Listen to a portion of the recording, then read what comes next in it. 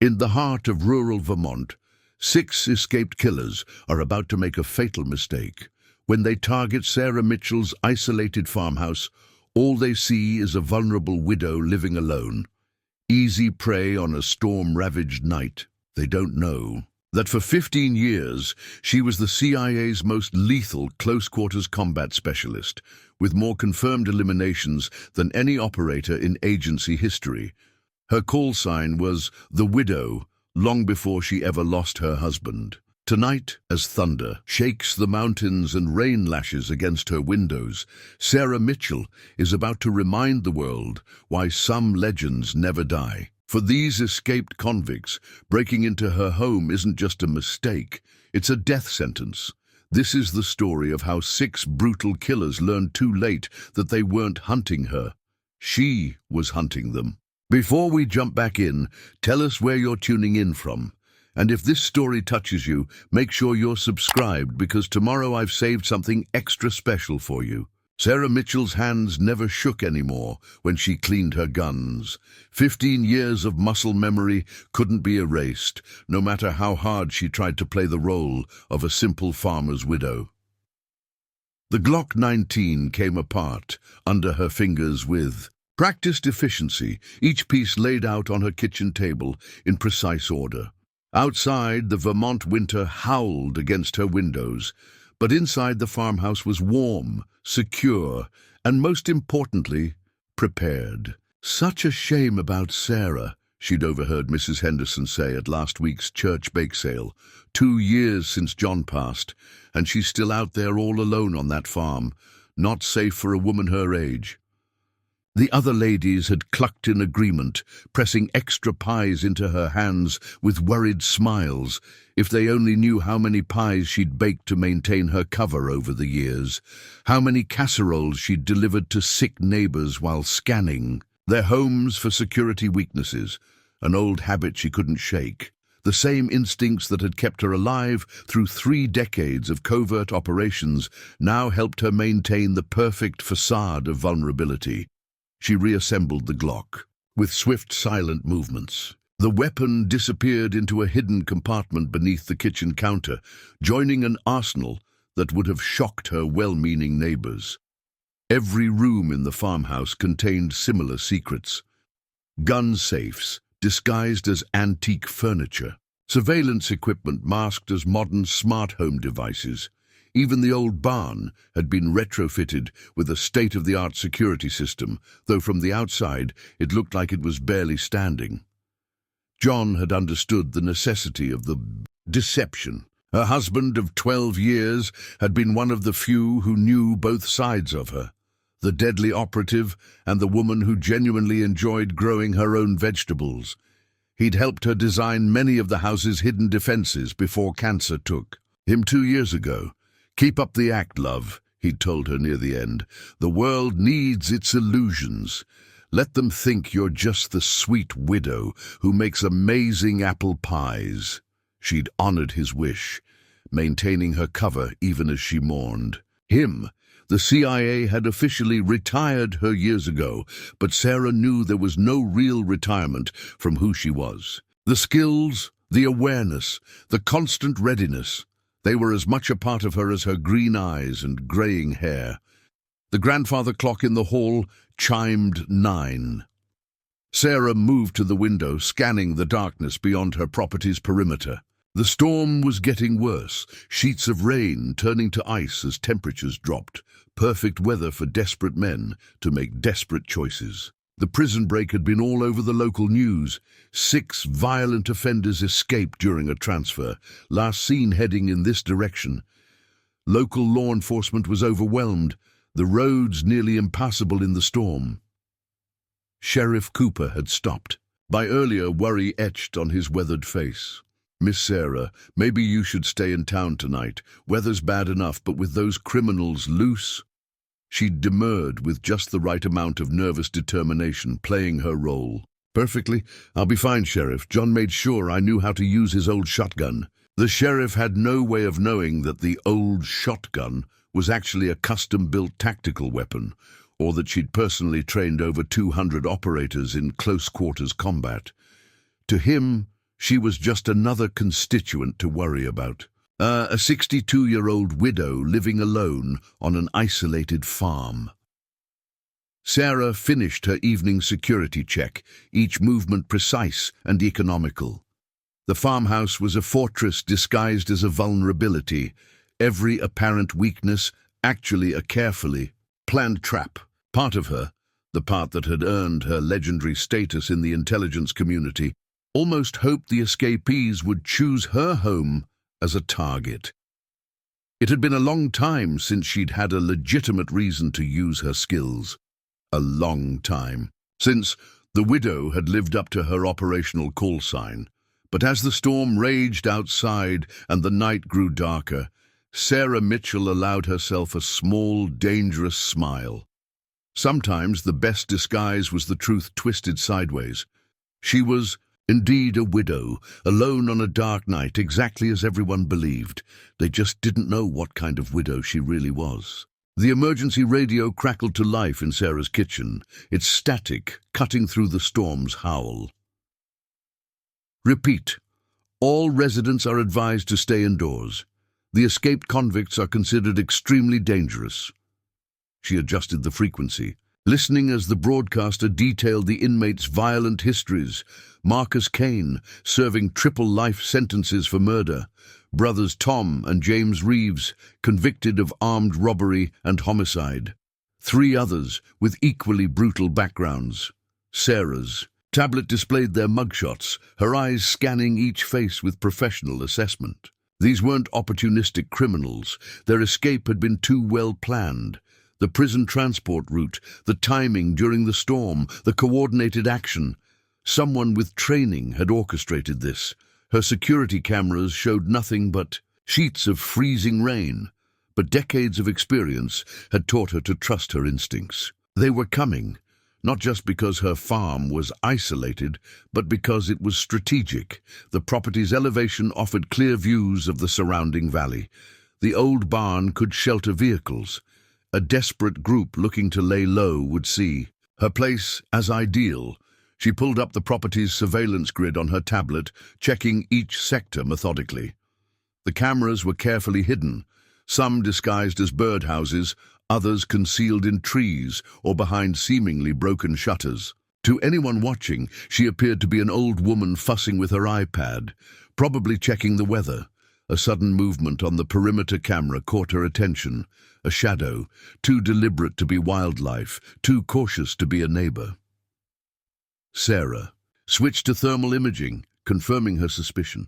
A human figure crouched behind the old oak at her property line, scouting.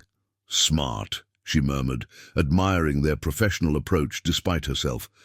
Send one ahead to assess the target. She activated the property's hidden microphones and a man's whispered voice came through clearly. Perfect setup, isolated, single occupant, lights on in the kitchen. Old lady, probably baking cookies or some shit. A pause, then, yeah, we can take it easy. No rush in this weather. Let's watch a bit longer. Make sure she's alone. Sarah allowed herself a small smile as she began her preparations.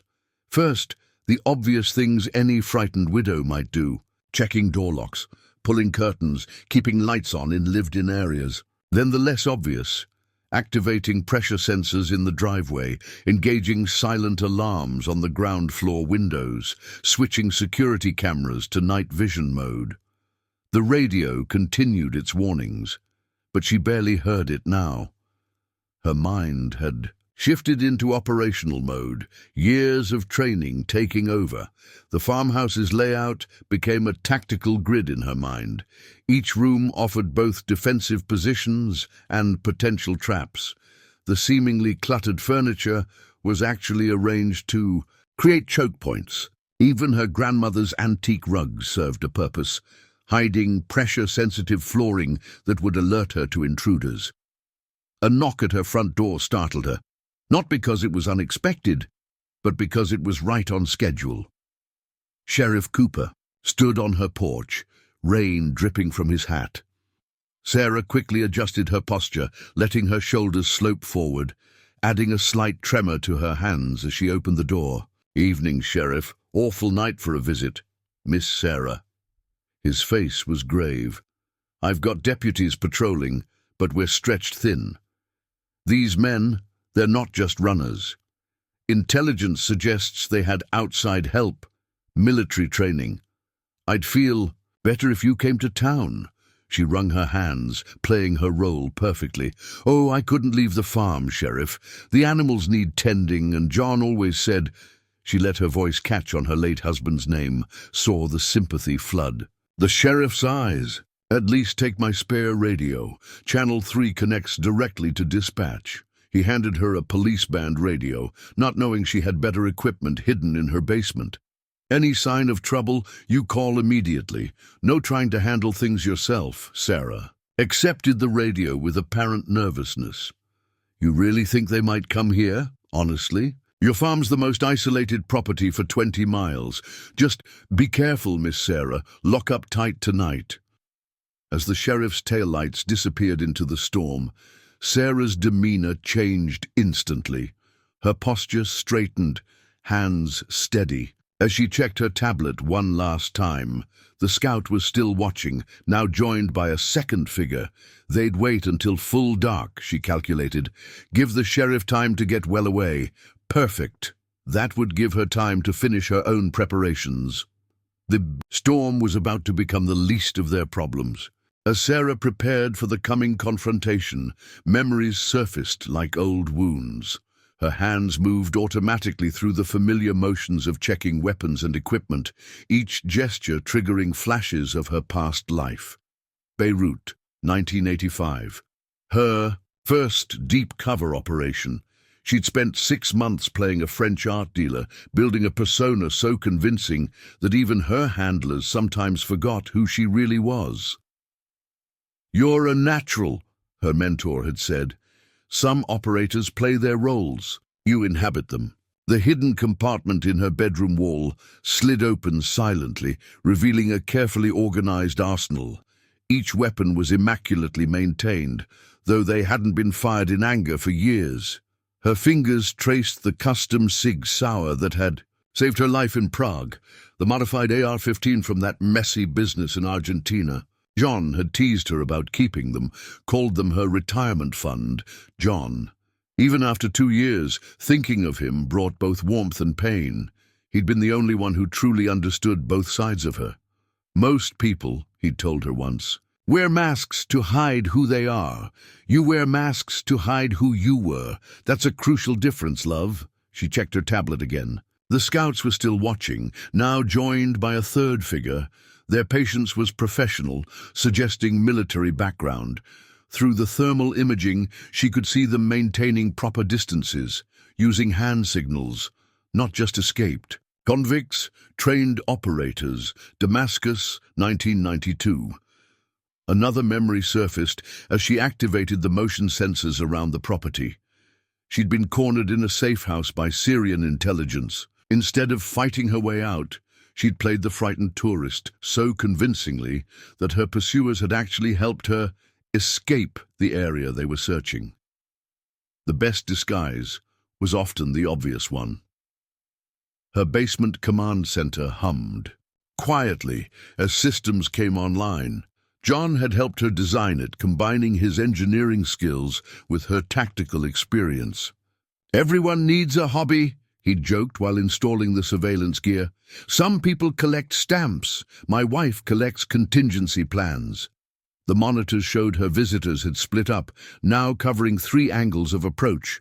Smart. Standard tactical deployment for a structure breach. She pulled up the property's defensive grid, checking the status of each system. The familiar rush of pre-mission focus swept through her, clearing away everything but the tactical considerations. Bogota, 1997. The operation that had earned her. The call sign, Widow. 3 weeks playing a grieving spouse to infiltrate a cartel family. She'd worn actual grief like a garment, using the raw emotion from her partner's recent death to sell the performance. The mission had been a success. The name had stuck. "You know what makes you special?" her CIA handler had told her during her final briefing. It's not that you can pretend to be someone else. It's that you can be yourself and still make people see what you want them to see. She thought of her neighbors now, the caring community that had embraced the gentle widow Mitchell. Their concern was genuine, and so was her appreciation for it. That was the secret she'd learned over decades of covers and aliases. The best deceptions grew from seeds of truth. An alert flashed on her tablet. The temperature was dropping faster now, turning rain to ice. The storm would work in her favor, masking sounds and limiting visibility. She switched between camera feeds, watching her visitors deal with the deteriorating weather. Their movements were becoming more urgent. They'd make their move soon. Tehran, 2003, her last official mission. The one that had convinced her it was time to retire. Not because it had gone wrong, it had been perfectly executed, but she'd realized that perfect execution wasn't enough anymore. She needed something real, something true. A month later, she'd met John at a cybersecurity conference. 6 months later, they'd bought this farm. Sarah completed her final checks. Every window was wired, every approach covered. Hidden speakers would allow her to project sounds to any part of the house, creating the illusion of movement. The security system would let her track anyone who entered, while the house's layout would funnel them exactly where she wanted them. The thermal imaging showed her visitors regrouping. Their body language had changed, decision made, preparing to move. Sarah felt a familiar calm settle over her. The masks were still important, but soon they wouldn't matter. Soon there would only be the truth of action and consequence. Time to go to work, she whispered, John's favorite phrase before starting a new project. On her screens, the figures began moving toward the house. Sarah Mitchell, the gentle widow, settled into position to greet her uninvited guests. The widow, legendary, CIA operative, prepared to show them exactly how deadly a cornered woman could be. The first test came sooner than Sarah expected. A knock at her door, polite but firm. Through her security feed, she saw 2 men on her porch, one tall and weathered, the other younger and nervous. Both wore stolen maintenance uniforms, probably taken during their escape. The other 4 would be positioning themselves around the house, professional, use the visible threat to distract from the real danger. Sarah took a deep breath, adjusting her posture and expression before approaching the door. Tense but not terrified. Cautious but not suspicious. The right balance was crucial. "Who is it?" she called out, letting her voice waver slightly. "Ma'am, sorry to bother you so late." The older man's voice was smooth, reasonable. "Power company. We're checking on outages from the storm, several lines down in the area." Sarah made a show of peering through her peephole, though she already had perfect views of everyone's positions through her surveillance system. The tall one, Marcus Kane, she recognized from his mugshot, stood directly in front, maintaining a reassuring smile. His partner fidgeted, less comfortable with the deception. "I haven't lost power," she replied, adding a touch of confusion to her tone. "And in this weather—" "Preventive measures, ma'am. Storm's getting worse. We're trying to check all the isolated properties before it really hits. You wouldn't want to be stuck out here without heat." As he spoke, Sarah's tablets showed the other 4 men moving into position. 2 at her back door, 2 circling toward her basement entrance. They moved with military precision, using the storm for cover. She opened the door, keeping the chain on. Let them see exactly what they expected, an older woman in a cardigan, reading glasses hanging from a chain around her neck. "I should probably call the company, verify—" "Course, ma'am." Kane's smile remained steady as he produced an ID card. "Decent forgery," Sarah noted. "Can't be too careful these days, especially with those escaped prisoners they've been warning about on the news." Sarah examined the ID, pretending not to notice how Kane's partner was subtly testing her door's strength. His stance suggested CQC training, close-quarters combat. These weren't just escapees. Someone had given them tactical instruction. Well, she hesitated, then nodded. I suppose a quick check wouldn't hurt. Just let me get my coat. No need, ma'am. We can handle everything from your porch. If you could just step out here. Sarah's surveillance feed showed the basement team in position. The backdoor team was almost ready. Kane's smile had taken on a predatory edge, though he maintained his professional facade. Time to show them the first card in her hand. Actually, she said, her voice suddenly firmer, I think you should come back tomorrow with proper authorization. Kane's expression shifted. Ma'am, I really must insist. I may be old, Sarah interrupted, letting steel enter her tone. But I'm not stupid. The power company doesn't do residential checks at night in a storm without prior notification. She saw the exact moment Kane decided to abandon the pretense. His hand moved toward his jacket, toward a concealed weapon, she knew, but she was already closing the door.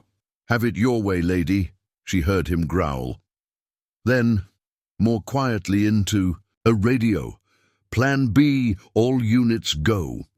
Sarah threw the deadbolt and hurried away from the door, allowing them to hear her frightened footsteps. Let them think they'd spooked her into running. Let them think they had the advantage. Through her surveillance, she watched them take up breach positions. Kane was coordinating a simultaneous entry through all 3 access points. Standard tactical assault on a residential structure. Sarah smiled as she took up her own position. They were good, she'd give them that. But they'd just made their fatal mistake. They were executing a textbook operation against what they thought was a frightened old woman.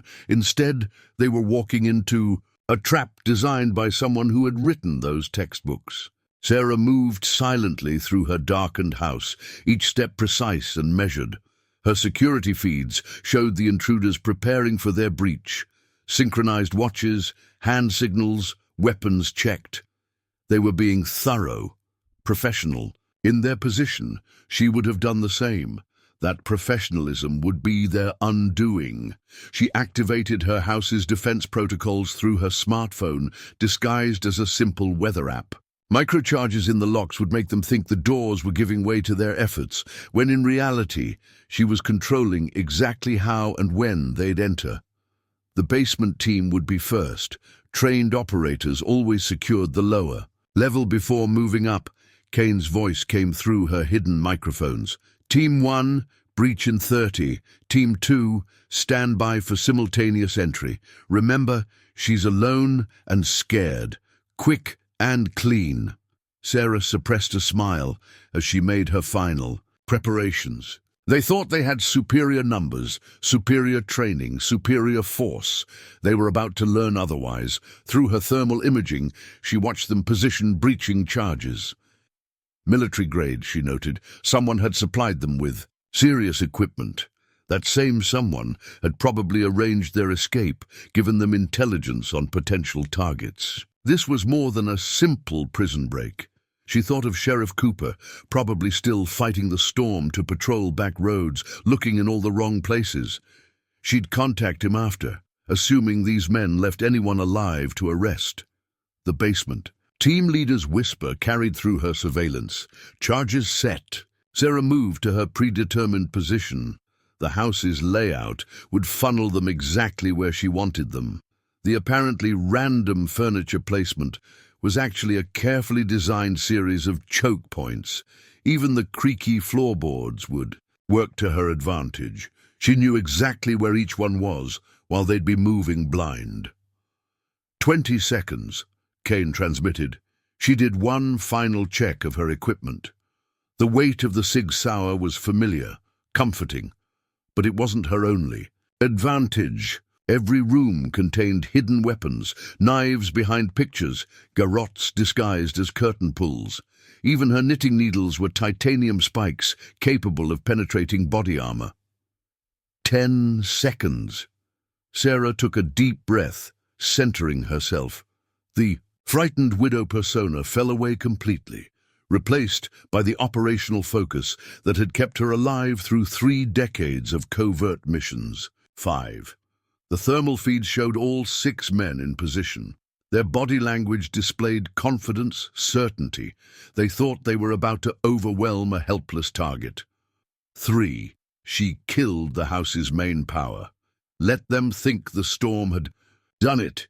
In the sudden darkness, their night vision gear would take precious seconds to adjust. 2. Sarah's finger hovered over her phone's screen, ready to initiate the sequence she'd planned. 1.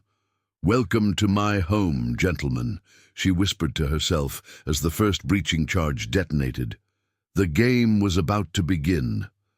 And Sarah Mitchell, the widow, was about to remind these men why some legends are better left undisturbed. "Execute," Kane's voice commanded. Sarah's thumb touched her screen. The trap was sprung. The basement team breached first, exactly as Sarah had predicted. Their entry was textbook. Flash bang through the broken window, two-man team through the door, third man covering. In any other house, against any other opponent, it would have been perfect. But Sarah had prepared for this moment with obsessive precision.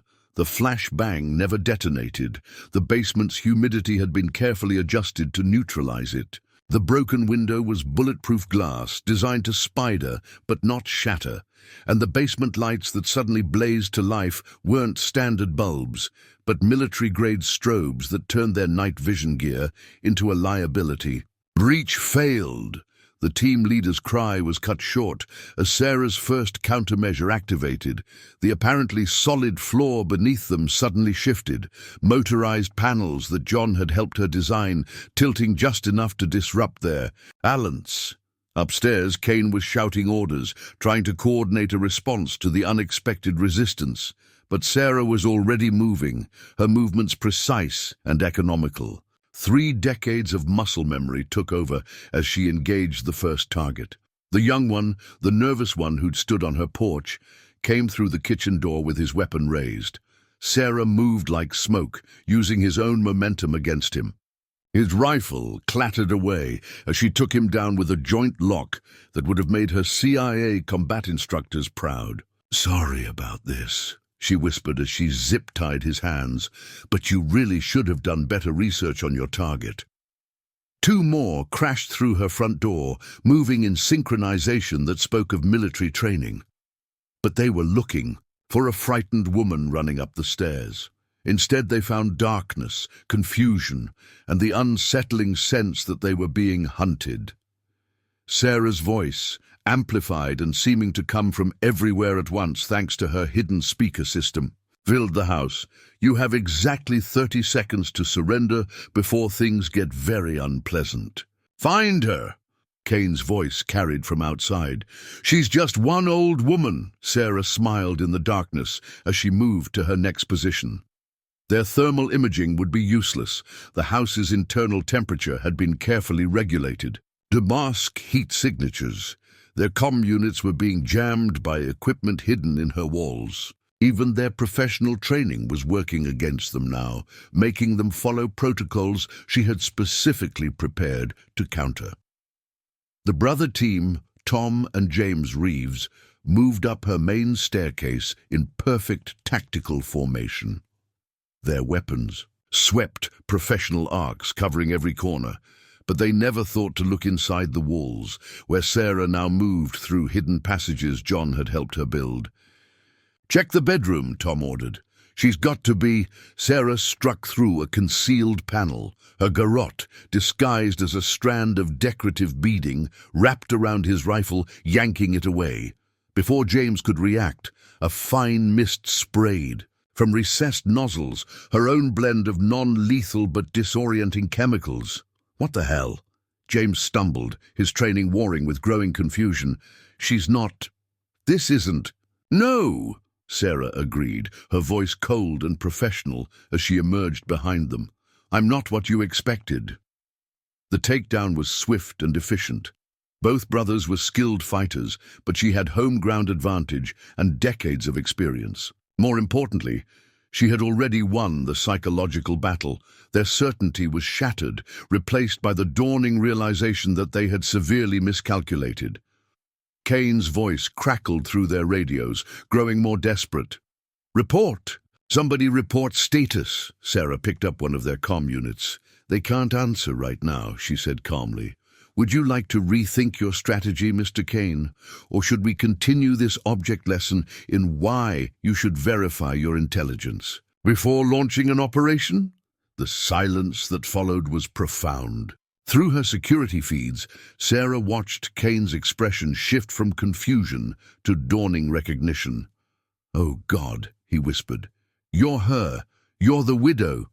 "Very good," Sarah replied, allowing herself a small smile. "Now, shall we discuss the terms of your surrender, or would you prefer to learn exactly how I earned that name?" Kane's response to the revelation wasn't what Sarah expected. Instead of fear, she heard laughter through the comm unit, cold, calculating laughter that set off every warning instinct she'd developed over decades of operations. "The widow," he said, voice suddenly professional, dropping all pretense of being a common escapee. "You know, we actually hoped it was you. Makes this much more interesting." Sarah's mind raced, reassessing. This wasn't just a prison break gone wrong. They'd come specifically for her. "Who's backing you, Kane?" "Someone who's been looking for you for a very long time." His tone shifted to tactical command. "All units, new protocol. Subject is Class A operator, wet work authorized." Through her surveillance feeds, Sarah watched the remaining men switch tactics instantly. Their movements became sharper, more lethal. These weren't just escaped convicts with military training. They were professional operators using a prison break as cover. "Damascus," Kane continued. "Prague, Bogota. You left quite a trail of bodies and broken operations. Someone was bound to want payback eventually." Sarah was already moving, switching positions as she processed this new information. The basement team she'd disabled had been their sacrificial pawns, meant to make her overconfident, reveal her capabilities. The real operators were just getting started. A burst of gunfire shattered her living room windows, not random shots, precise targeting of her surveillance cameras. They knew what to look for now. Through her remaining feeds, she watched them deploy specialized equipment from hidden caches in their clothing. Not prison issue, cutting-edge tactical gear.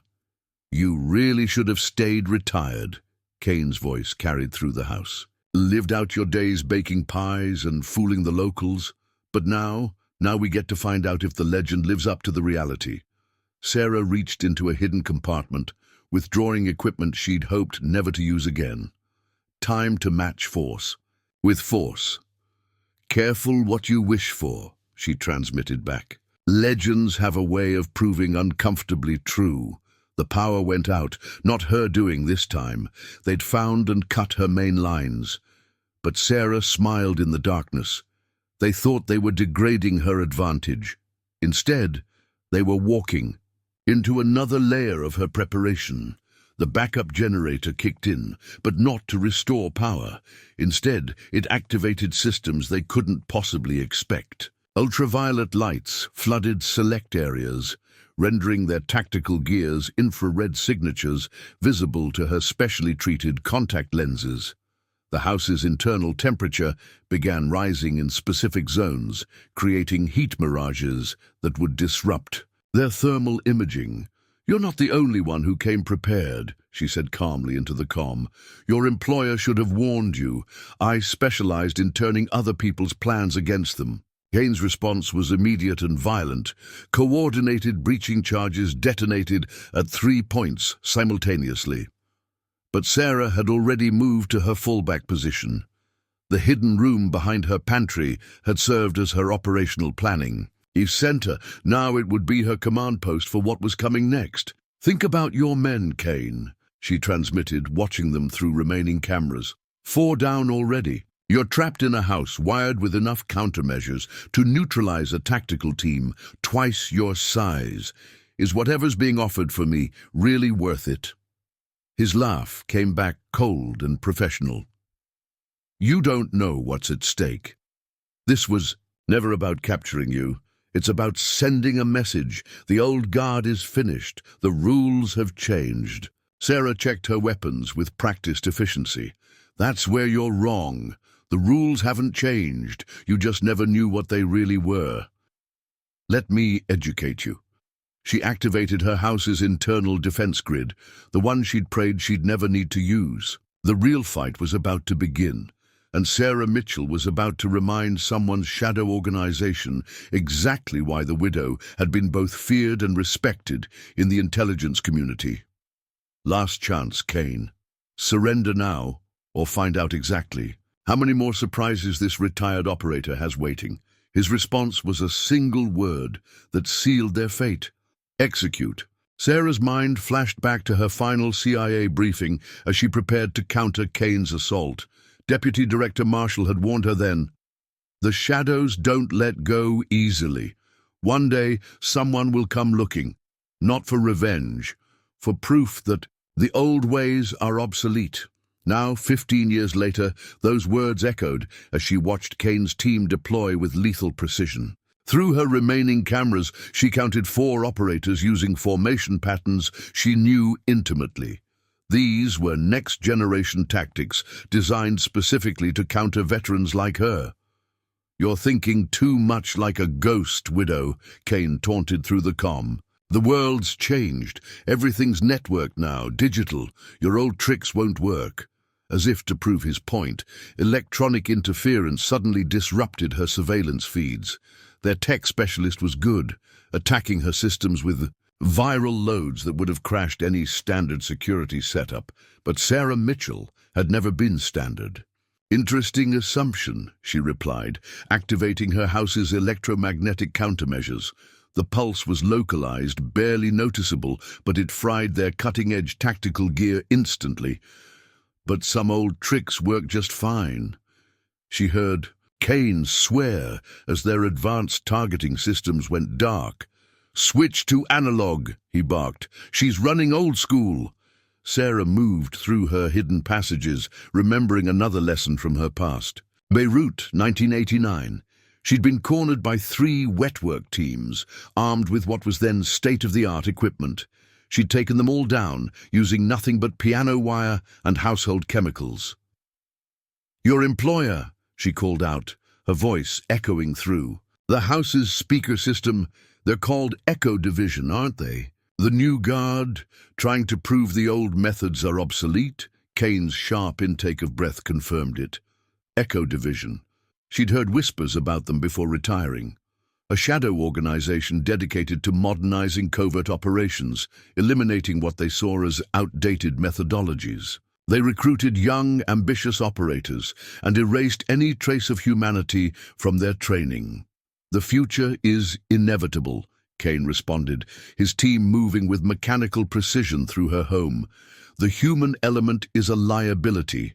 Emotion, intuition, experience, all replaceable by superior technology and programming." Sarah reached her bedroom as they breached the 2nd floor. The hidden vault behind her dresser contained something she'd hoped never to use again, her old tactical kit from her final mission. The lightweight body armor still fit perfectly. "That's where you're wrong," she said, checking the specialized weapons. "Technology fails. Programming has limits. But experience," she smiled grimly, "experience teaches you to prepare for everything." The operators had reached her hallway, their movements synchronized with inhuman precision.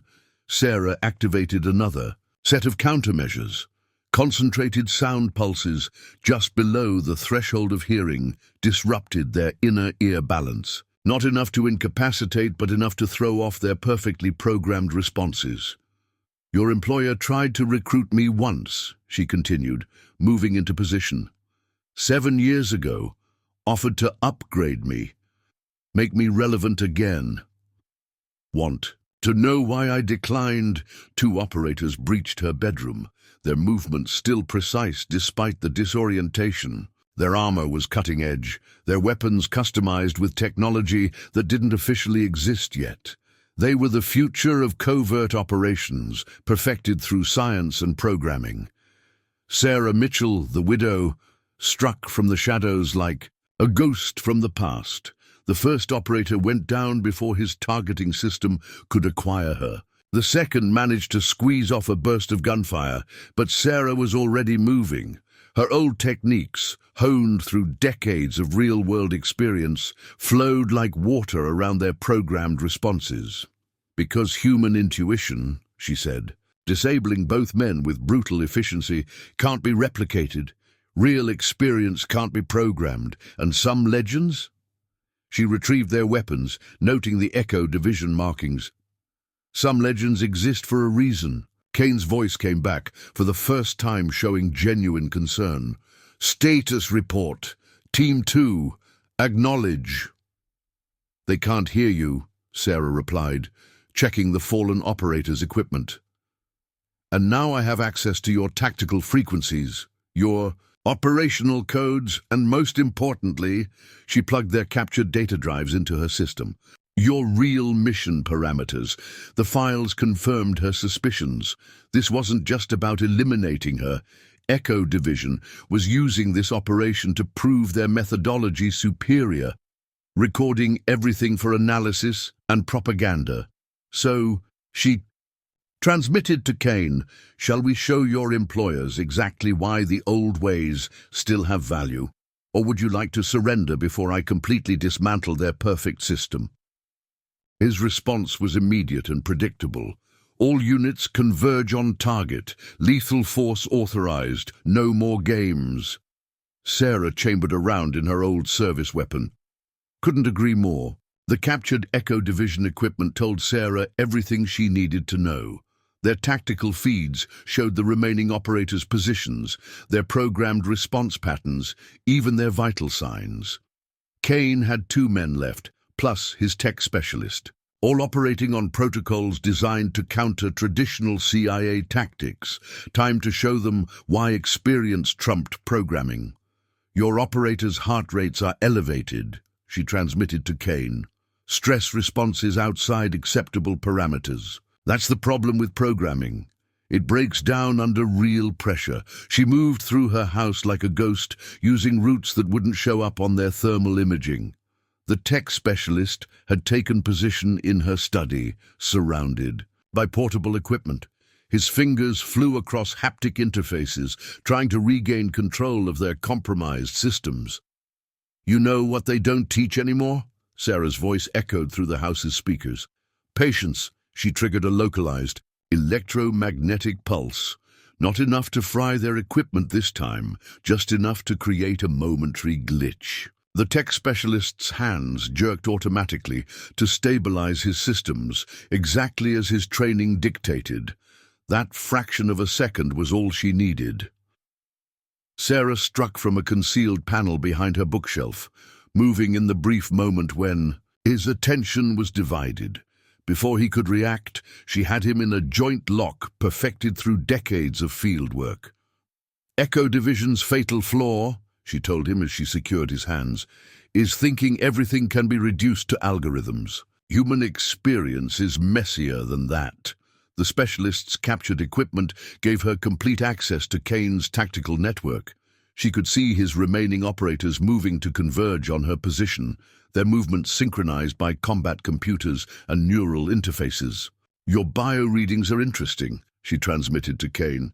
"Elevated cortisol, irregular heartbeat, almost like you're afraid." "Psychological warfare is obsolete," Kane replied, but his voice had lost some of its certainty. "Modern operators are conditioned against it." Sarah smiled as she prepared her next move. "Then why are your hands shaking? I can see it on the tactical feed." She watched through the network as Kane instinctively looked at his hands, breaking his perfect firing stance for just a moment. His remaining operators maintained their programmed discipline, but she could see the subtle signs of stress there. Conditioning couldn't quite mask. "You know why I was called the Widow?" she asked, moving to flank their position. "Not because I killed my targets, because I understood them, got inside their heads, made them doubt everything they thought they knew." The house's internal temperature began rising in controlled zones, creating heat blooms that would confuse their thermal imaging. Subtle sounds, footsteps, creaking floorboards, whispered movements, played through hidden speakers, disrupting Their situational awareness. Did they tell you what happened in Damascus? She continued. How I turned an entire Syrian wetwork team against each other without firing a shot, just by making them question their orders, their loyalty, their own perceptions. One of Kane's operators twitched at a phantom sound, firing a burst into an empty corner. The perfect discipline was cracking. Stand firm, Kane ordered, but Sarah could hear the strain in his voice. She's playing mind games. Stick to the protocols. The protocols, Sarah replied, her voice seeming to come from everywhere at once, are based on outdated data. Echo Division never saw my best work. The operation's too classified for any database. The techniques that can't be programmed. She struck again, taking down one of the remaining operators with a nerve strike that bypassed his armor's protection. An old technique, learned from a master in Shanghai.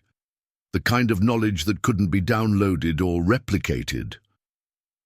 Your reinforcements are 14 minutes out, she told Kane, reading the data from his captured tactical network, but they won't find what they expect, just like you didn't. Kane's last operator broke formation, firing wildly at shadows. Sarah's psychological assault had shattered his conditioning, reducing programmed responses to primal instincts. Last chance, she offered, now moving into position for her final strike. Surrender now. Tell me everything about Echo Division, and maybe you walk away from this. Kane's laugh was brittle, desperate. You don't understand. There is no walking away. The future is inevitable. The old ways have to die. No, Sarah replied, stepping out of the shadows behind him. They just have to adapt. Sheriff Cooper wasn't a man easily surprised. 25 years in law enforcement had shown him almost everything, but nothing had prepared him for the scene at Sarah Mitchell's farm.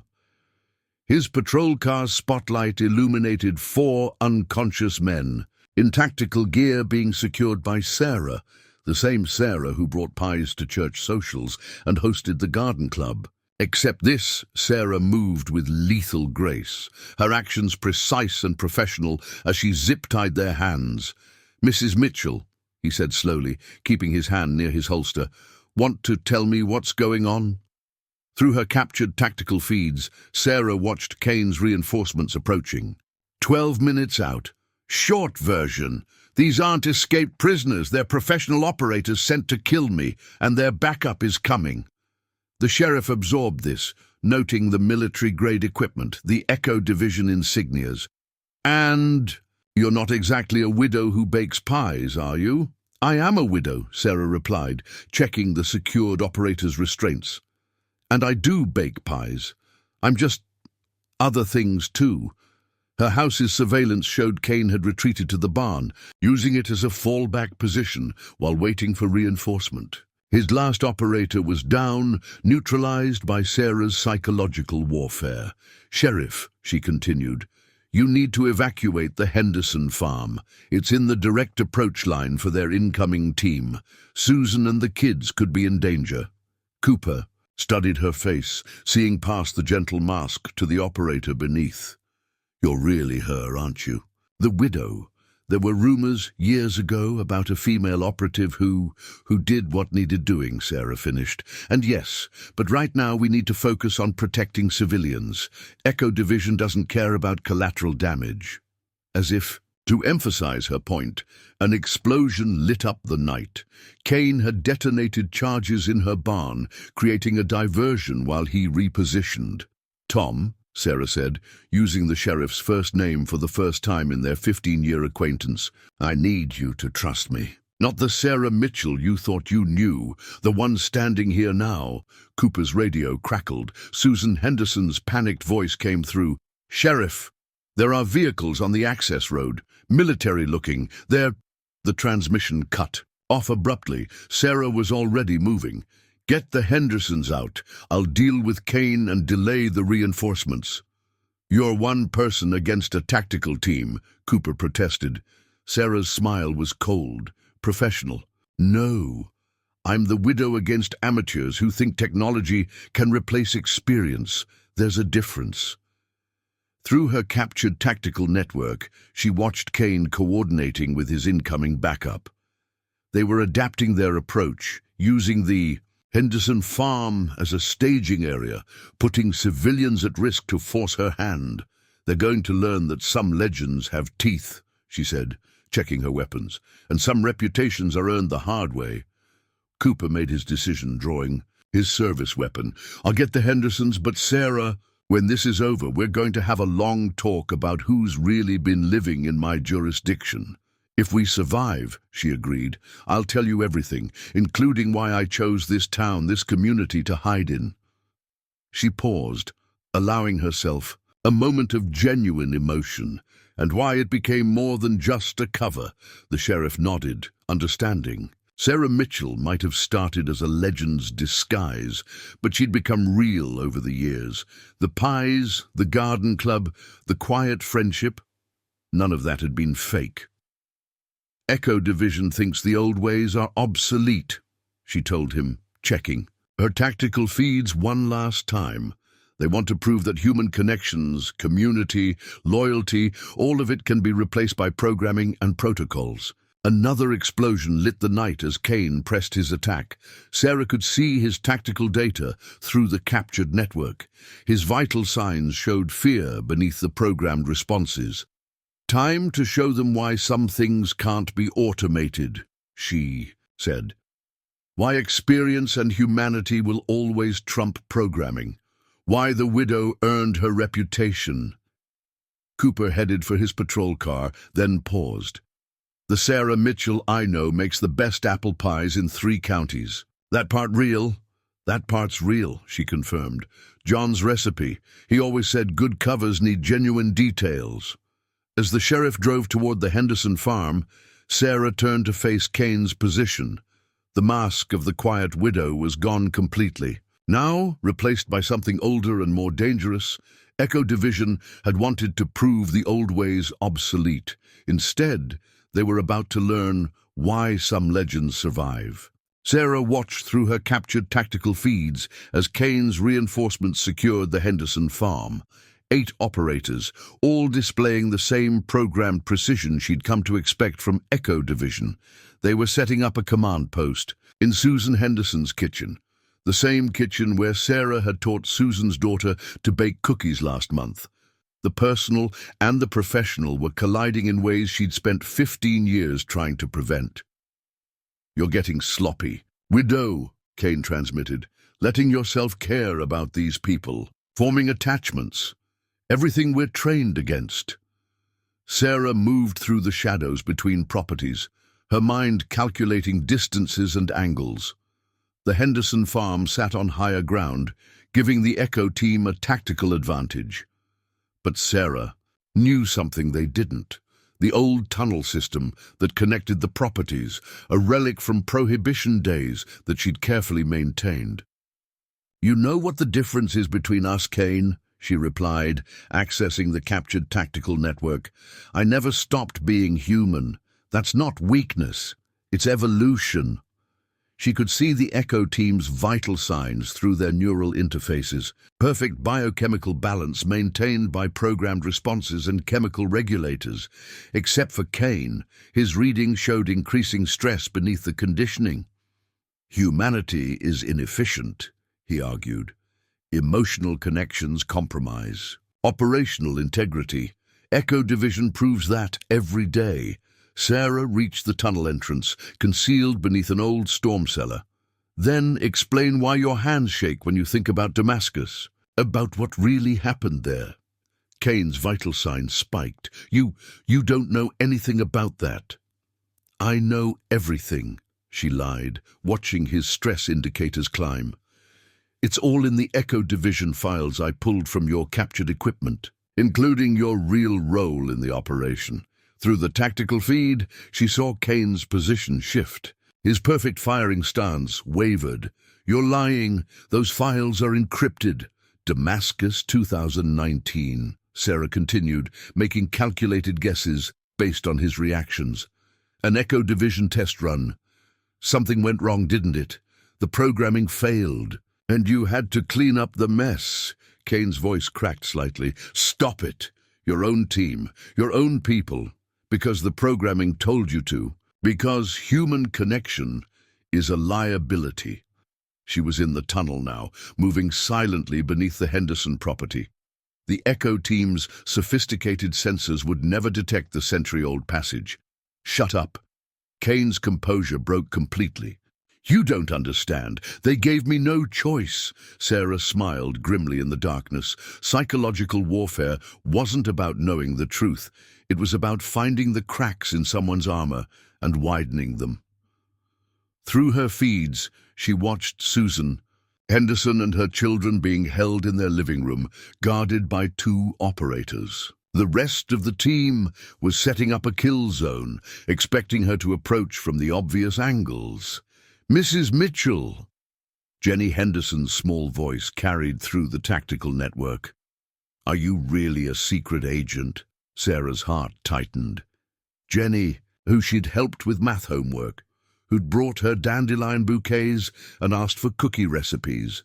Another human connection that Echo Division would call a liability. Target is manipulating you, one of the operators told Kane.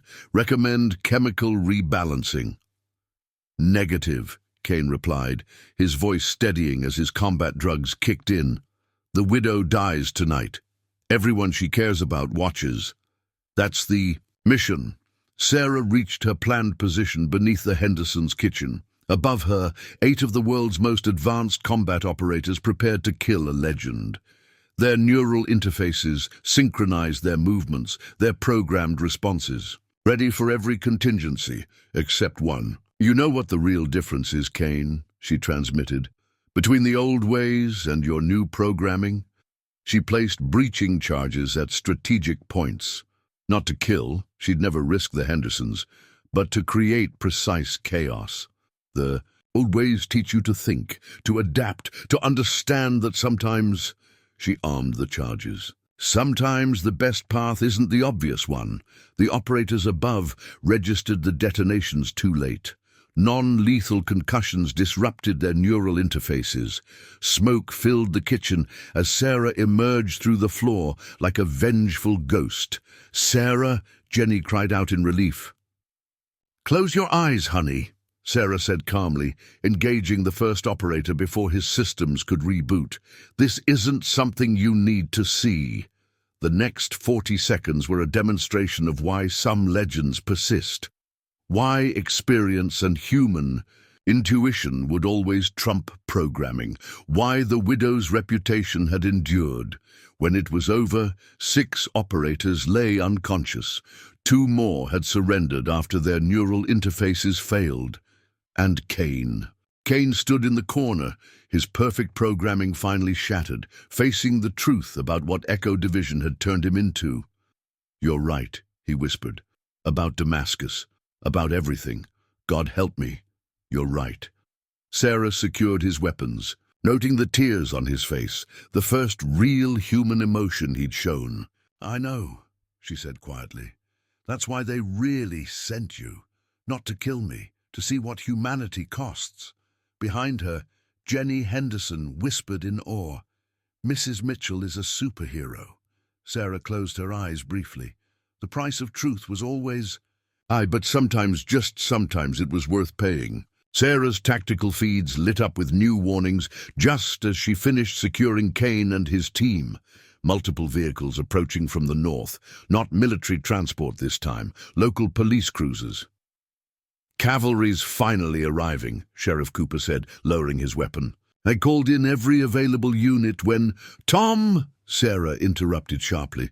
I didn't hear you radio for backup. The sheriff's expression didn't change, but his trigger finger twitched slightly, a tell she'd noticed years ago during their target. Practice sessions, because you weren't meant to, he said quietly, his gun rising to target her. Echo Division isn't the only group interested in legends, Sarah. The betrayal hit harder than any physical blow. 15 years of friendship, of trust, of building a life in this community. All of it compromised. Through her captured tactical Network, she watched 6 police cruisers establish a perimeter around the Henderson farm. How long? She asked, already calculating angles and options. Since before you arrived, Cooper admitted. We knew someone like you would eventually need a quiet place to retire. Somewhere safe, peaceful, somewhere you'd let your guard down. Sarah's mind raced. The sheriff's suspicious nature when she'd first arrived. His careful attention to her activities. She'd interpreted it all as normal law enforcement caution when actually, "Your switchback," she breathed, remembering whispers from her CIA days. A shadow program that turned rural law enforcement into deep cover surveillance networks. You've been watching me for them. Monitoring, he corrected, until Echo Division forced our hand. Their attack provided the perfect opportunity to assess your current capabilities. Kane laughed bitterly from his restraints. You used us. Let us think we were testing the old ways against the new. When actually, Sarah finished, they were testing both methodologies. Echo Division's programming versus my experience, all while watching how I'd protect the community. Cooper nodded, genuine respect in his expression. And you exceeded all expectations. The way you adapted, used your connections, maintained operational efficiency while protecting civilians, it proved our theories about integrated assets. The approaching sirens grew louder. Sarah knew these weren't regular deputies responding. They'd be switchback operators, trained specifically to handle high-value targets. The community, she said, realization dawning. All of it was engineered. The friendly neighbors, the social connections, the perfect cover story. Not engineered, Cooper corrected. Curated. We chose this town because it had the right elements naturally. Good people who'd accept you, care about you, help you build a real life beyond the legend. Sarah's hand tightened on her weapon. And now? Now, we'd like to offer you a job. Echo Division thinks humanity is obsolete. We're proving that it's an asset. That connections, community, real relationships, they make operators better, not weaker. Through her tactical feeds, Sarah watched the switchback teams deploy with subtle efficiency. No neural interfaces or programmed responses, just well-trained operators who understood their objective. And if I refuse, Cooper's expression showed genuine regret. Then we contain a compromised asset, and everything you've built here, everyone, you've come to care about, they'll never know what happened to Sarah Mitchell. The sheriff's radio crackled. All units in position. Sarah looked at the Henderson family, at Kane's broken operators, at 15 years of life in this community. Then she smiled, the cold, professional smile that had earned her legend status. You made one mistake, Tom, she said quietly. Oh? You think you're containing the widow? Her finger moved to trigger the house's final defensive protocols. When actually, you're about to learn why some legends retire voluntarily. The night was about to become much more interesting. Sarah's defensive protocols triggered in sequence, but not the ones Cooper expected. Instead of the obvious countermeasures, she activated systems that had been in place long before she'd arrived in town. You didn't really think, she said calmly, that I chose this location by accident. Cooper's eyes widened as his radio erupted with urgent reports. The approaching switchback teams had suddenly lost contact with their support units. Their vehicles' electronics were failing systematically. This valley, Sarah continued, was a CIA communications hub during the Cold War. Underground relays, signal scramblers, hardened bunkers, all abandoned but still functional. If you dug deeper in your surveillance, you'd have found my connection to the original installation team. Through her captured tactical network, she watched the switchback operators' disciplined response to the electronic disruption. They were good, shifting seamlessly to analog protocols, maintaining formation despite the interference. Impressive, Cooper admitted. But you're still surrounded, outnumbered, and working with outdated intelligence, she finished. You monitored the retired operative, the grieving widow. You never saw what I was building underneath. Kane laughed from his restraints, genuine admiration in his voice. The perfect retirement community, not just for one legend, but for many. How many of your neighbors are former operators? Sarah smiled. Susan Henderson, former NSA cryptographer. Bill at the hardware store. Navy SEAL sniper. Even Mrs. Patterson, who runs the bakery. Let's just say there's a reason her Russian tea cakes taste authentic. Cooper's face showed the first real concern. You built a shadow network right under our surveillance. No, Sarah corrected. We built a community. The difference is crucial. That's what neither Echo Division nor Switchback understands. Real, human connections aren't a vulnerability, they're a foundation. On her tactical feed, she watched more signals activating across town. Retired operators emerging from deep cover, responding to contingency plans laid years ago. Last chance, Tom, she offered. Withdraw your teams. Let me deal with Echo Division's incursion officially. Keep the town out of your shadow games. Can't do that, he replied, but his voice held uncertainty. Orders are clear. The widow is too valuable an asset to... The widow is a legend, Sarah interrupted. Sarah Mitchell is a member of this community, and you're threatening her neighbors. She triggered the next layer of countermeasures. The Henderson Farms lights went dark, but not from a power failure. The building's original wiring had been modified years ago, creating electromagnetic fields that played havoc with tactical gear. What's happening? Jenny Henderson whispered in the darkness. Just some friends coming to help, Sarah assured her. Remember Mr. Wilson who taught you chess? He used to do something very similar to this in East Germany. Through her feeds, she watched the Switchback team's formation deteriorate as more retired operators made their presence known. Decades of experience manifesting in subtle ways. Sniper positions suddenly covered, approach routes compromised, communications disrupted. You have 4 minutes, she told Cooper, before this escalates beyond your control. Echo Division is contained. Kane is neutralized. Your operation is blown, but we can still end this quietly. The sheriff studied her face, seeing not the widow he'd surveilled for 15 years, but the legend who'd chosen this town for reasons he was only now understanding. You really did retire, he said slowly, but not alone. You built something entirely new. No, Sarah corrected again. We built something eternal, a place where legends could find peace without losing their edge, a community that protects its own. Cooper's radio crackled with more urgent reports as other retired operators revealed their positions. The Switchback teams were now effectively surrounded by ghosts they'd never known existed. Your choice, Tom, Sarah said quietly. Are you really prepared to take on every legend who ever needed a quiet place to rest? The night air crackled with tension as decades of carefully maintained covers began falling away. Through her tactical network, Sarah watched as familiar faces revealed their true capabilities.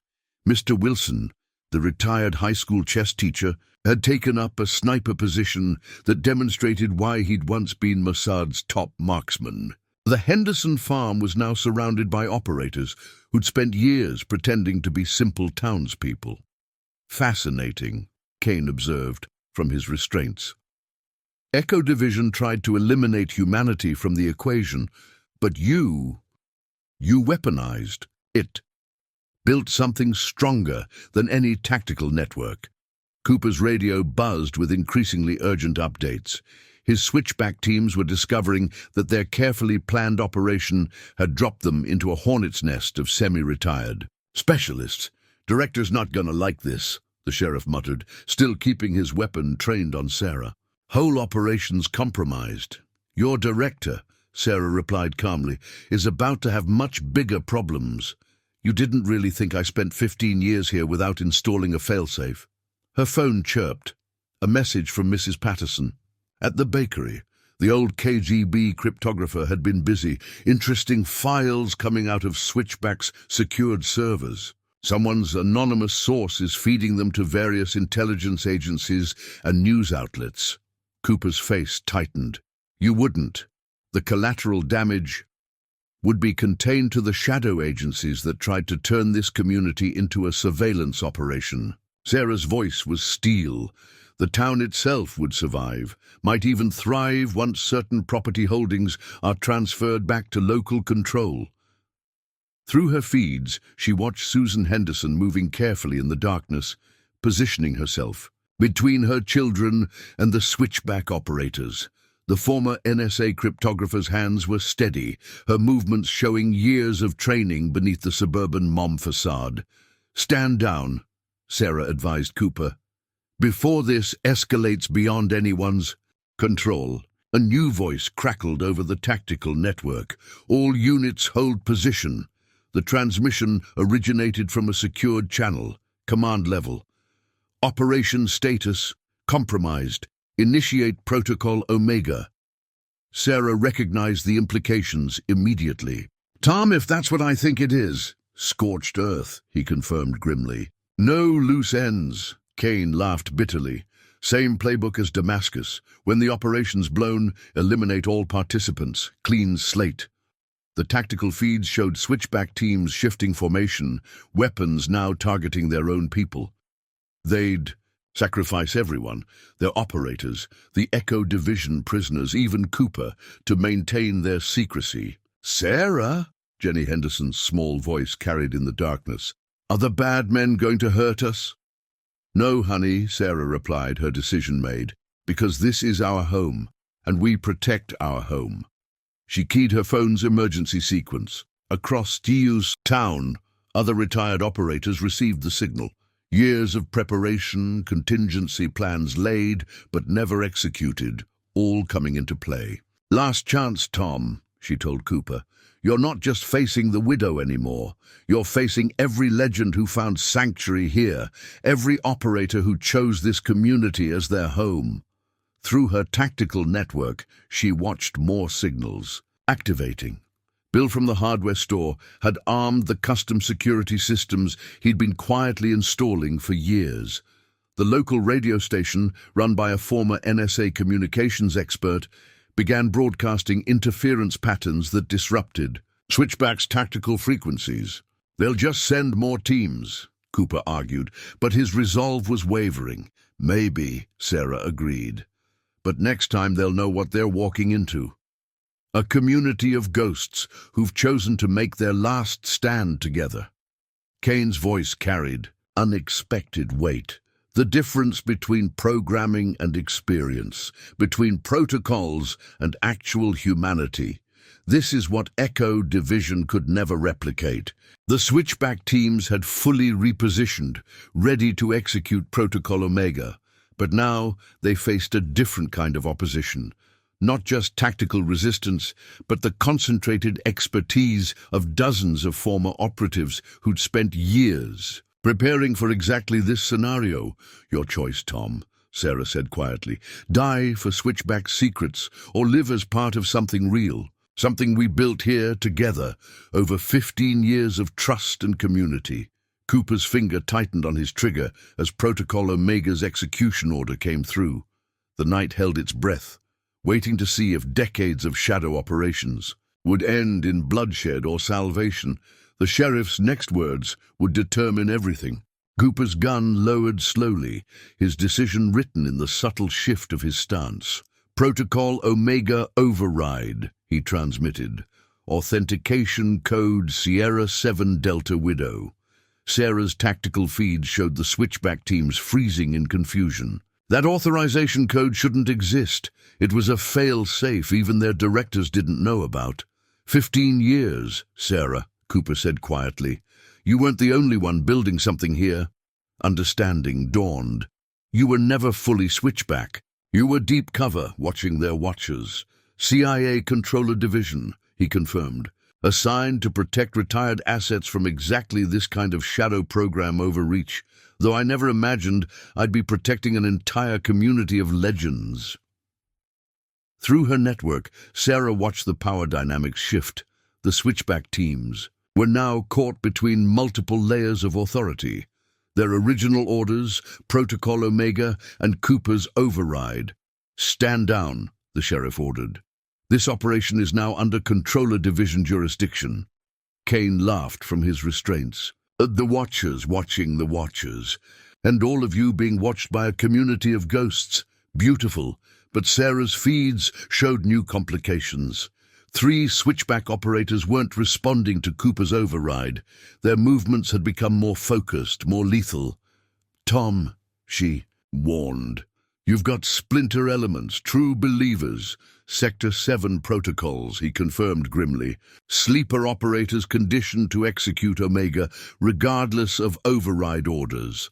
The tactical situation was deteriorating rapidly. The 3 compromised operators had taken elevated positions, their weapons trained on critical targets.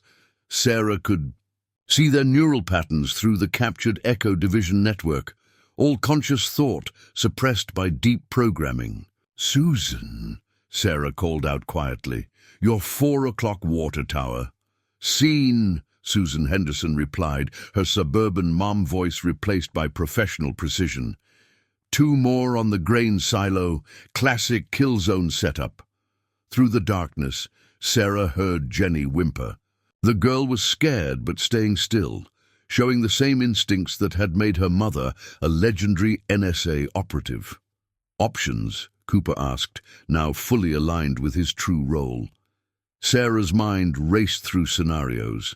The sleeper operators had to be stopped before they triggered a chain reaction of violence, but their conditioning made them unpredictable, dangerous. "Mr. Wilson," she transmitted, "do you still have that old Dragunov?" "Da," came the former Mossad sniper's response. "But angle is problematic. They've positioned well." Kane spoke up suddenly. "Their neural interfaces. The conditioning runs through Echo Division programming. If you can access their base code." "We'd need a direct connection," Sarah started. But Susan Henderson interrupted. "Or the right frequency interference pattern, the kind an NSA cryptographer might have spent years developing as a hobby." Sarah smiled in the darkness. This was why legends retired together. The compound expertise, the layered capabilities, the ability to improvise solutions that no single operator could devise. "Bill," she called over the tactical net. "Remember that modified radio transmitter you've been tinkering with? The one that keeps interfering with Mrs. Patterson's television?" The former SEAL replied. "Been meaning to fix that." "Don't. Just tune it to Echo Division's neural frequency and pump it up to maximum power." Cooper checked his tactical display. "The sleepers are moving, whatever you're going to do." "Everyone brace," Sarah commanded. "This is going to get loud." The night air suddenly filled with subsonic interference. The sleeper operators jerked as their neural interfaces overloaded. But they were fighting through it, their conditioning driving them toward their programmed objectives. "Not enough," Kane reported, watching their neural patterns. "The base programming is holding." Sarah made a quick decision. "Jenny, honey, cover your ears. Mrs. Patterson, remember Budapest?" A new signal joined the interference, a complex cryptographic pattern that the former KGB operator had once used to crack NATO communications. The combination of frequencies hit the sleeper's neural interfaces like a hammer. "Down!" Sarah shouted. As the operator's conditioning shattered, their weapons discharged randomly as they fell, but the community's preparations had accounted for even this. In the sudden silence that followed, Sarah's tactical feeds showed the full scope of their victory. The sleeper operators were down, their neural interfaces burned out. The loyal switchback teams were standing down, responding to Cooper's authority, and all around the Henderson farm, retired legends were emerging from their covers, ready to defend their home if needed. "Well," Kane said with grudging respect, "I guess this proves the old ways still work." "No," Sarah corrected, watching her community come together with practiced precision. "It proves that the best way is whatever keeps your people alive. Programming, protocols, experience, they're all just tools. The real strength is in knowing when to use them and who to trust with them. Through her feeds, she could see more vehicles approaching. But these weren't threats. They were Controller Division reinforcements coming to secure the scene and protect the community's secrets. The night wasn't over, but its deadliest moments had passed, proving once and for all why some legends chose to retire together. Dawn was breaking over the valley as Controller Division's cleanup teams secured the scene. Sarah watched through her tactical feeds as years of carefully maintained secrets were professionally contained and classified. Echo Division's neural technology was being catalogued. Switchback's compromised operators were receiving medical attention, and all around the Henderson farm, her community was carefully repositioning itself. "Quite an operation you've built here," the Controller Division commander said, studying Sarah with professional respect. "When we assigned Cooper to monitor this region, we had no idea he was sitting on a nest of legends." "That was rather the point," Sarah replied, watching Mrs. Patterson calmly serving coffee to tactical teams from her ever-present thermos. The former KGB cryptographer had already modified their mission reports, ensuring certain details would remain obscured. Kane, now in proper restraints, spoke up from his position. "You're missing the larger implications. She didn't just build a retirement community, she created the next evolution in intelligence operations." Sarah shot him a sharp look, but he continued. "Think about it. Echo Division tried to eliminate the human element. Switchback tried to control it. But here you got dozens of former operators working in perfect sync, maintaining deep cover while building a self-sustaining defensive network. It's brilliant," the commander frowned. "A potential security risk. If this got out, it won't," Cooper interrupted. "Because Controller Division is going to classify this entire operation at the highest levels. Aren't you?" His tone made it clear this wasn't a question. Sarah watched the commander's face as he processed the implications. Controller Division had been created to protect retired assets. If they compromised this community, they'd be violating their own core mandate. "Besides," Sarah added quietly, "Mrs. Patterson makes excellent copies of everything. Insurance, you understand." Through her feeds, she watched Susan Henderson coordinating with other hidden operators. The former NSA cryptographer had already backed up the night's surveillance data to secure servers scattered across 3 continents. "Ma'am?" A young tactical officer approached, looking nervous. "We found something in the old mining tunnels. Some kind of command center?" Sarah smiled. "Ah, you found John's workshop." The commander's head snapped up. "John, as in John Mitchell, my late husband, former NSA Engineering Division." Sarah's voice softened with genuine emotion. "He spent years helping us build this place, making it more than just a hideout. The tactical feeds showed more discoveries being made across town. Bill's hardware store concealed a state-of-the-art armory. The local radio station housed a signals intelligence center. Even the church basement contained enough emergency supplies and equipment to sustain the community through any crisis. This goes beyond retirement, Kane observed. You've created a functional black site, self-sufficient, self-defending, hidden in plain sight. No, Sarah corrected. We created a home. The security measures, the tactical preparations, those were just to protect what really matters. The community, the connections, the life we built here. Jenny Henderson, finally released from the secure room, ran to hug Sarah. Does this mean you're not just my baking teacher anymore? Sarah knelt to the girl's level.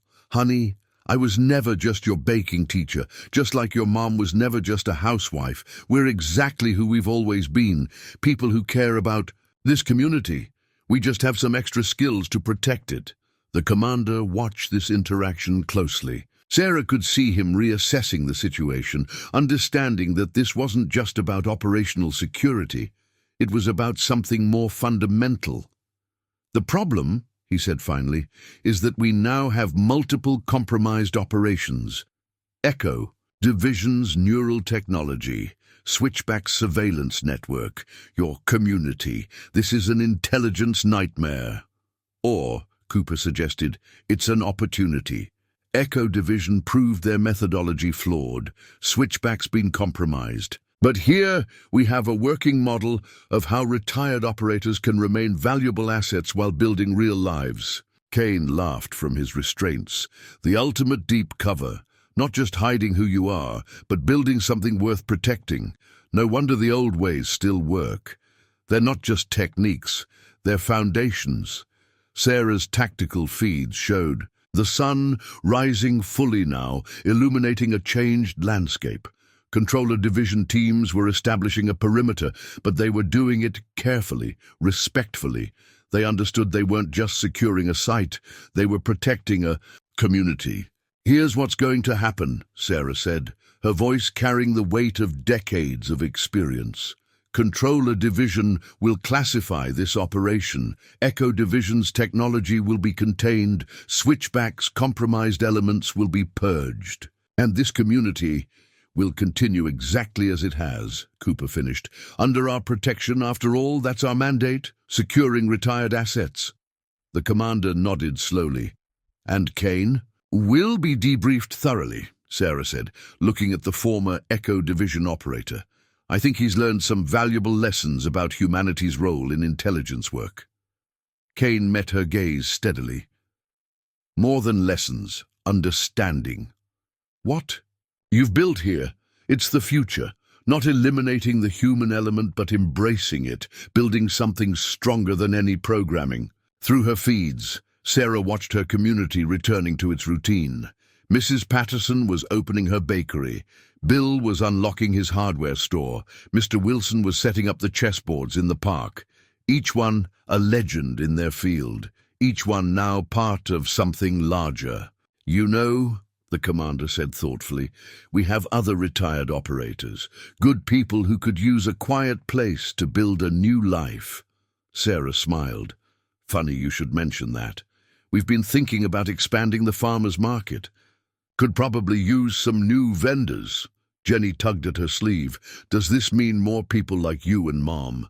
More secrets? No, honey, Sarah replied, watching her tactical feeds show the town coming fully awake. No more secrets, just more neighbors, more friends, more family. Because in the end, that's what they'd really built here. Not just a defense network or a black site or a retirement community. They'd built a future where legends could find peace without losing their edge. Where the skills that had kept them alive could be used to protect something worth living for. The sun climbed higher, and Sarah Mitchell, the widow, legend protector, finally powered down her tactical feeds. The night's battles were over. The community was safe, and somewhere she knew John was smiling at what they'd built together. Now then, she said, turning to Jenny, I believe we still have a cookie recipe to perfect. 1 month after the night that changed everything, Sarah Mitchell stood in her kitchen, teaching Jenny Henderson the secret to perfect snickerdoodles. Through her window, she could see the town returning to its carefully maintained normalcy. With a few subtle changes, the farmers' market had 3 new vendors, all former operators vetted by Controller Division. Mr. Wilson's chess club had expanded, now including regular tournaments that served as cover for tactical training. And Mrs. Patterson's bakery had become an unofficial briefing center, where retired legends could share intelligence over perfectly crafted pastries. The trick, Sarah told Jenny, demonstrating the proper rolling technique, is knowing exactly how much pressure to apply. Too much, and you lose the delicate structure. Too little, and it falls apart. Just like maintaining cover, Jenny asked. Showing she'd inherited her mother's intelligence instincts. Sarah smiled. Exactly like that. Kane, now working as a Controller Division analyst, had been right.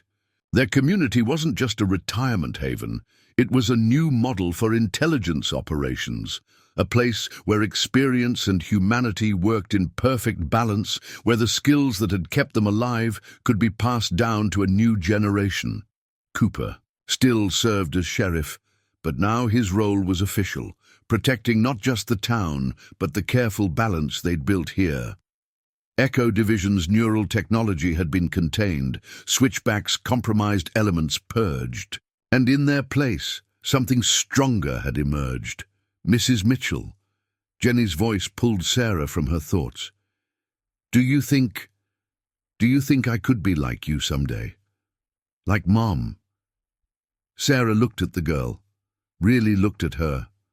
She saw the same fire, the same dedication that had driven so many legends to serve. But she also saw something they'd never had, a community that understood both the cost and the value of that service.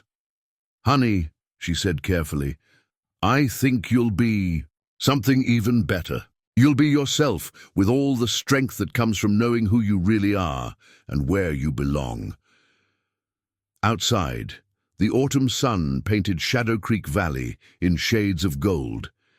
Sarah's tactical feeds, now integrated seamlessly with Controller, Division's security network, showed her community going about their daily lives, each person carrying their legends quietly, their skills ready but not dominant, their humanity preserved rather than suppressed. The cookies went into the oven, just as Susan Henderson arrived to pick up her daughter. The two former operators shared a look of perfect understanding. They had built something here that no amount of programming or protocols could replicate, a place where legends could become human without losing their edge. Perfect timing, Sarah said, serving fresh cookies to both Hendersons, just like always. Because that's what they'd really been building all these years, not just covers or safe houses or defensive networks. They'd built timing, balance, a future where the next generation could learn from their legends without being consumed by them. And in the end, that was the greatest operation of all.